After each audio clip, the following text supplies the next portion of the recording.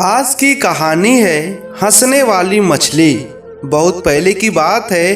कश्मीर की खूबसूरत घाटी में एक राजा राज्य करता था। राजा का महल झेलम नदी के किनारे था। एक दिन राजा की रानी महल के झरोकों से बाहर देख रही थी। उसने एक मछली बेचने वाली को देखा जो मछलियों से भरी टोकरी लेकर शहर में बेचने जा रही थी। रानी ने मछली वाली को ऊपर बुलाया। मछली वाली ने अपनी टोकरी नीचे रखी। टोकरी में ऊपर एक बहुत ही बड़ी मछली थी। यह मछली नर है या मादा? अगर मादा होगी तो मैं इसे ले लूंगी, रानी ने कहा। रानी इतना काना था कि मछली जोर से हंसी और टोकरी में नीचे चली गई। रानी और मछली वाली दोनों मछली के हंसने से डर गए। मछली वाली ने जल्दी से टोकरी उठाई और वहां से चल दी। रानी सोच में पड़ गई। मछली को हंसते हुए न तो कभी देखा था और न ही सुना था। जरूर यह कोई विशेष मछली होगी। जब तक मछली के हंसने का रहस्य पता नहीं कर लूंगी चैन से नहीं बैठूंगी, मन ही मने रानी ने सोचा। शाम को जब राजा महल में आए तो रानी ने मछली की हंसी के विषय में बताया। मछली आपकी बात सुनकर हंसने लगी। यह तो बड़े अचरज की बात है, राजा ने रानी से कहा। फिर रानी बोली, मैं कुछ नहीं जानती। आपको मछली क्यों हंसी इसका पता लगाना पड़ेगा। रानी जिद पर अड़ गई। दूसरे दिन राजा का दरबार लगा। राजा ने सारी बात दरबारियों को बताई और बोले, क्या कोई बता सकता है कि मछली क्यों हंसी? जब कोई कुछ नहीं बोला तो राजा ने अपने वजीर से कहा कि 6 माह के अंदर वो मछली के हंसने का कारण पता लगाकर बताए, वरना उसका सर कलम कर दिया जाएगा। वजीर उसी दिन से मछली के हंसने का कारण पता करने में लग गए। बड़े बड़े ज्ञानी पंडितों से, जादूगरों से, साधु सन्यासियों से सबसे पूछा, कोई कुछ बता नहीं सका। दूर दूर तक यात्राएं की पर कुछ पता नहीं चला। समय निकलता जा रहा था। 5 महीने निकल गए और वजीर कुछ पता नहीं लगा सका। उन्हें अपनी मृत्यु के सामने दिखाई दे रही थी। उन्होंने अपने बेटे सुलेमान को बुलाया और कहा, बेटे, मुझे तो 1 महीने के बाद राजा मरवा देगा। कहीं राजा का क्रोध तुम पर भी न उतर जाए, इसीलिए तुम यहाँ से चले जाओ। सुलेमान अपने पिता से बहुत प्यार करता था। वह बोला, मैं आपको अकेला छोड़कर नहीं जाऊंगा। वजीर ने उसकी एक नहीं सुनी और समझा बुझाकर सफर पर भेज दिया। सुलेमान दुखी मन से बिना सोचे समझे जो रास्ता मिला उसी पर चल दिया। चलते चलते रास्ते में सुलेमान को एक किसान मिला। किसान शहर से सामान आदि खरीदकर अपने गांव जा रहा था। सुलेमान ने सोचा, एक से भले दो। वह भी किसान के साथ साथ चलने लगा। थोड़ी देर चलने के बाद सुलेमान बोला, देखिए, चलते चलते हम दोनों थक गए हैं। ऐसा करते हैं, आधे रास्ते आप मुझे लेकर चलिए और आधे रास्ते मैं आपको लेकर चलता हूँ। इस तरह से रास्ता आसानी से कट जाएगा। किसान उसकी बात सुनकर अचकचा गया। आधे रास्ते यह मुझे लेकर चलेगा और आधे रास्ते मैं? कैसी बेवकूफ़ी बात है। किसान ने सोचा और चुपचाप आगे बढ़ता रहा। थोड़ी देर में एक पहाड़ी के ऊपर थे। नीचे झेलम नदी की पतली धार दिखाई दे रही थी और ऊपर देवदार के पेड़ों का जंगल। दोनों एक पत्थर पर बैठकर सुस्ताने लगे।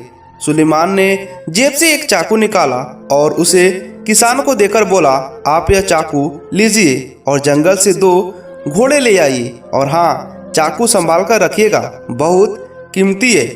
चाकू लेकर मैं जंगल में घोड़े पकड़ूं? इस पहाड़ी पर घोड़े कहाँ से मिलेंगे? यह मुझे पागल बना रहा है या ये खुद पागल है। किसान मन ही मन बड़बड़ाया। कुछ देर बाद दोनों एक खेत में पहुंचे। खेत में पकी हुई फसल काटने के लिए तैयार खड़ी थी।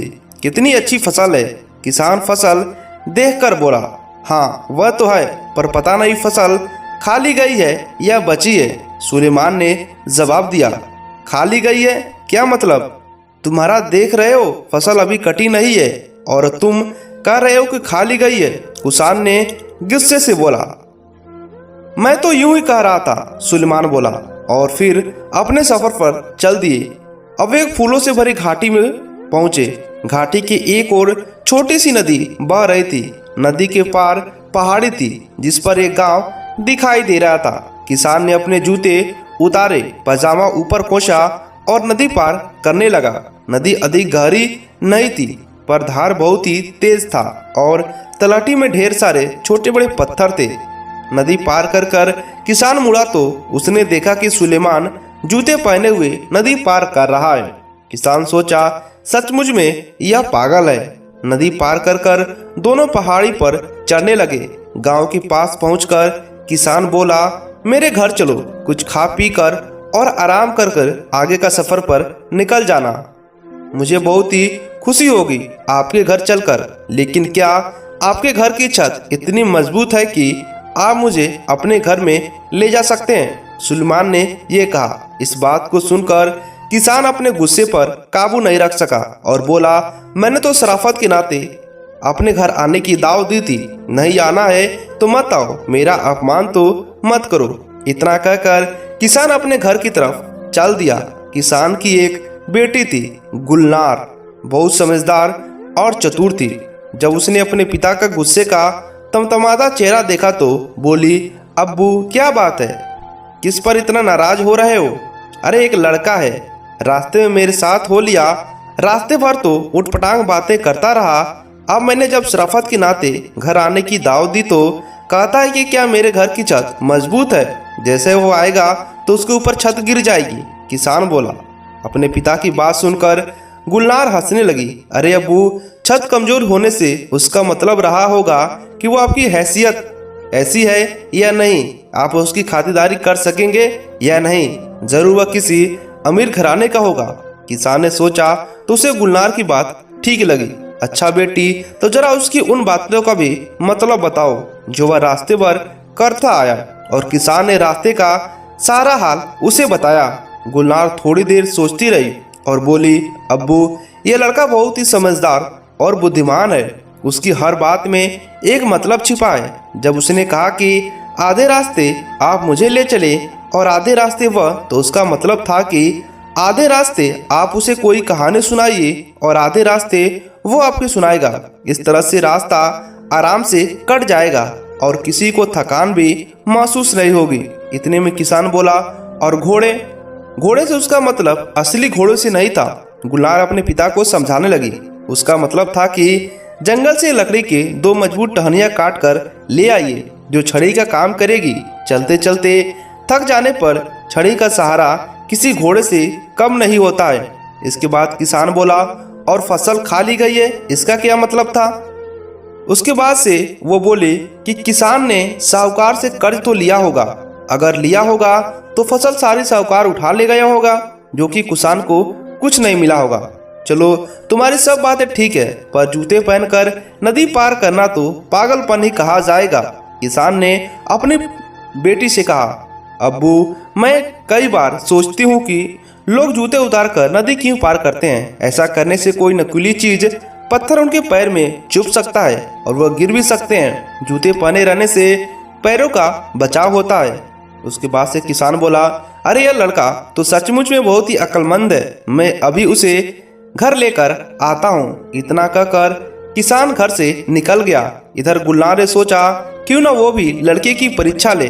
उसने एक थाली में 12 रोटियां रखी, एक कटोरा का खीर भरकर रखा और दूध से लबालब भरा हुआ एक जग थाली नौकर को देकर बोली, यह थाली सुलेमान को दे देना और कहना कि साल में 12 महीने होते हैं, पूरे चाँद की रात है और सागर में पानी लबालब भरा है। ये सब देखकर नौकर लालची था। उसने सोचा अगर मैं थोड़ा खा भी लूंगा तो लड़के को क्या पता चलेगा।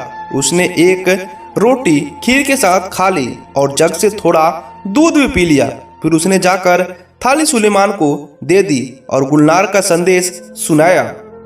सुलेमान ने थाली रख ली और नौकर से कहा, आप अपने मालकिन को शुक्रिया कहिएगा और कहिएगा कि साल में 11 महीने होते हैं, आधे चांद की रात है और सागर में पानी लबालब नहीं है। नौकर ने आकर गुलनार को सुलेमान का संदेश सुना दिया। गुलनार समझ गई कि नौकर ने थाली से खाना खा लिया है। नौकर ने मान लिया कि उसने चोरी की है। यह बात तुम्हें कैसे मालूम पड़ी? नौकर ने थाली में रखे खानों को चोरी से किसान ने पूछा। अब्बू, मैंने 12 रोटियां रखी थी, मतलब साल में 12 महीने। कटोरा भरकर खीर का था, यानी पूरे चांद की रात। और सागर में लबालब पानी, मतलब दूध भरा हुआ है। सुलेमान ने कहलवाया, साल में 11 महीने, मतलब 11 रोटियां। आधे चांद की रात, मतलब कटोरा आधा। और सागर में पानी कम है, यानी कि जग में दूध कम है। वाह, तुम दोनों का जवाब नहीं, किसान ने अपनी बेटी से कहा। शाम को सुलेमान आया। खाना खत्म होने के बाद गुलनार ने सबको कहवा दिया। कहवा पीते पीते सुलेमान ने अपने पिता और मछली की हंसी के बारे में बताया और बोला, अगर जल्दी मछली की हंसी का रहस्य नहीं सुलझा तो मेरे अब्बू की जान चली जाएगी। क्या आप कुछ मदद कर सकती हैं? गुलनार चुप होकर थोड़ी देर सोचती रही। कुछ देर में उसके ओठों पर मुस्कान आ गई। चलिए, मैं अभी आपके साथ चलती हूँ। मछली के हंसने का रहस्य मैं राजा को बताऊंगी, वह बोली। सुलेमान गुलनार के साथ उसी वक्त अपने नगर की तरफ चल दिया। उसके पिता चिंता के मारे खाट से लग गए थे। सुलेमान को देखकर बोले, तुम क्यों आ गए हो? मैंने तुम्हें आने से मना किया था। लड़का बोला, अब्बू, आपकी चिंता खत्म हुई। गुलनार मछली की हंसी का रहस्य समझ गई है। आप हमारे साथ फौरन राजा के पास चलिए। दोनों लोग और साथ में वो लड़की गुलनार राजा के दरबार में जाते हैं। राजा कहता है, क्यों वजीर, मछली क्यों हंसी? कुछ पता चला? वजीर कहता है, हाँ महाराज, इसका उत्तर यह लड़की देगी। वजीर बोला, महाराज, आपके महल में एक पुरुष स्त्री के रूप में भेष बनाकर रह रहा है। गुलनार ने राजा से कहा। यह बात उसी मछली को पता थी, इसीलिए वो हंसी थी। गुलनार ने बताया राजा को। राजा बोले, हमारे महल में पुरुष असंभव। राजा, अभी इसका फैसला हो जाता है। गुलनार ने जवाब दिया। अब उसने एक बड़ा सा गड्ढा खुदवाया। फिर महल की सारी दासियों को उस गड्ढे को कूद कर पार करने के लिए कहा। कोई भी दासी उस गड्ढे को पार कर नहीं सकी, सिवाय उस दासी के जो असल में एक पुरुष था।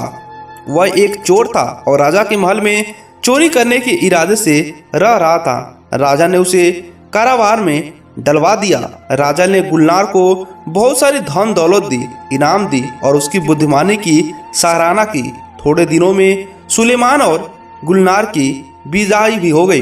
दोस्तों, आपको यह वीडियो कैसा लगा हमें नीचे कमेंट कर बताइएगा। और मछली के हंसने का राज की कहानी ये भी आपको कैसा लगा ये भी बताइएगा।